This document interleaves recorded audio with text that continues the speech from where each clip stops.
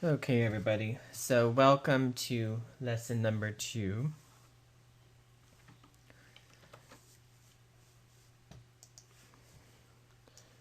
In this class, we're going to take the first step with the Iron Condor and we're going to construct a trade.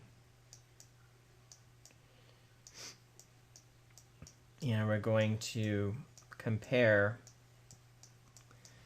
a few different possible trades and look at the pros and cons of the different ones.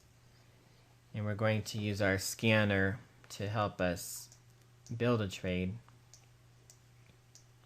So this way you guys can also see some of the benefits of the SJ True software.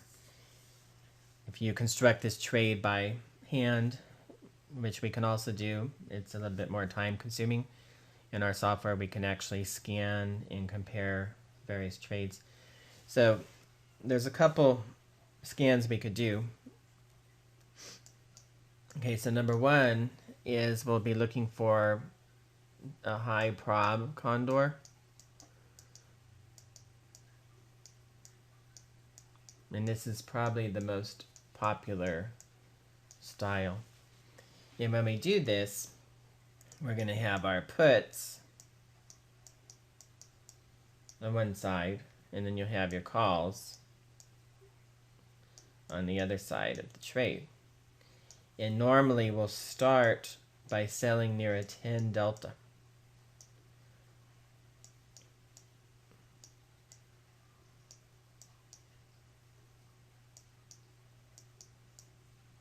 On the put side, okay, of the trade.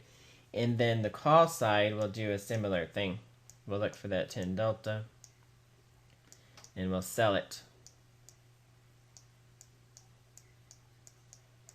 And then the other part of the trade, then we buy, I'll just put it down here for space. So then we'll buy 10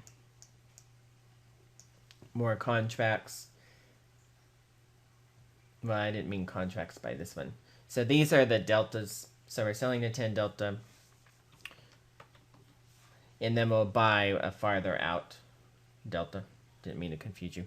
So we'll buy something, and it depends on the spread you want to do. So if we look at a 10-point spread, it might be like an 8 delta, for example.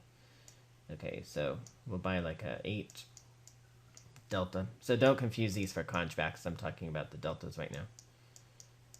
All right. And then on the call side, this is sort of a whole nother discussion, but you'll find that your deltas won't match up. Okay, so the put side, if you have a 10 and an 8, the call side, you might actually have a 10 and a 6, for example. So I'll just put a 6 in this case. We'll have to see what the deltas are in the software. But the reason is that the volatility on the call side is lower, and so your gamma is higher, and your deltas change faster because it has a higher gamma on the call side. And so when you go down, let's say I just go here 10 points.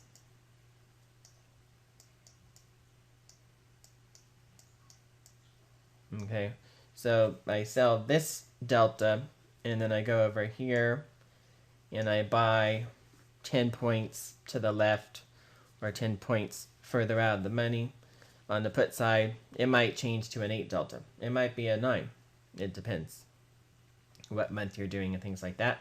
Then on the call side, if you do the same thing and you buy your next strike like 10 points up, for example, the delta is going to be lower because there's, again, a higher gamma on the call side. Again, because the volatility is lower. And it's a whole nother discussion. I don't want to get you guys too confused. But just be aware that your deltas will not match exactly.